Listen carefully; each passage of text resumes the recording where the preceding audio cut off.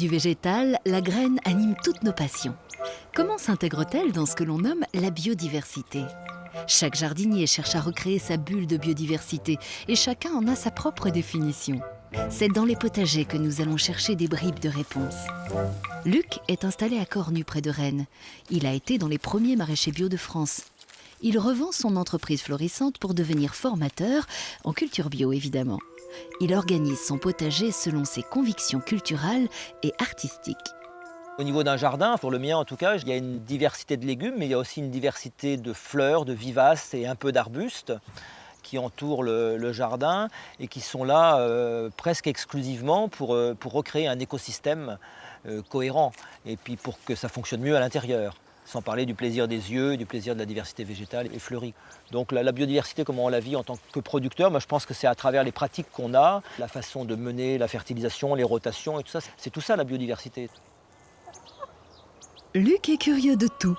Son jardin n'est jamais assez grand pour accueillir toutes les espèces végétales qu'il rêve de faire pousser sur ses terres, des plus récentes aux plus exotiques. J'ai installé une planche avec des légumes un peu rares, un peu mêlés aux fleurs, mais enfin on les retrouve quand même. Toi là par exemple à grimper il y a une baselle là, qui est une salade un peu grasse là, qui est sympa, qui est une jolie plante en plus, qui se mange. Toi.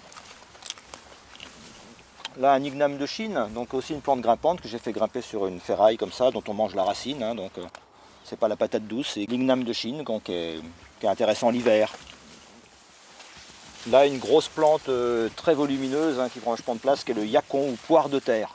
Alors c'est une plante dont on mange la racine, elle a un peu la consistance de poire la racine. Une racine qui se mange en plein hiver, après les premières gelées quoi.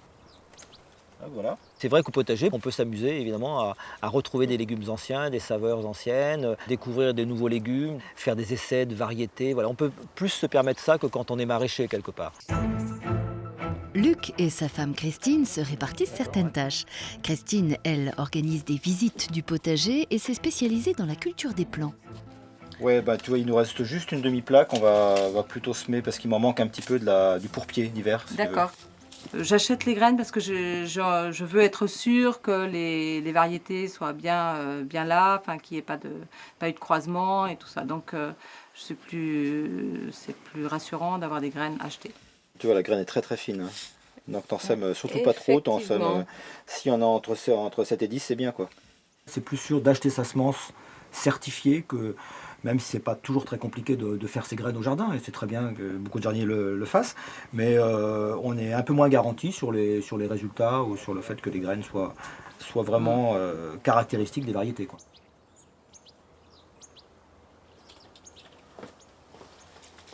Ben, je pense qu'il y a beaucoup de passion parce qu'il y a beaucoup de discours un peu contradictoires autour de l'usage des variétés anciennes, des variétés modernes, des hybrides que les gens confondent quelquefois dans leur tête assez souvent hein, avec les OGM. Hein. Donc tout ce qui est manipulation génétique, ça fait peur.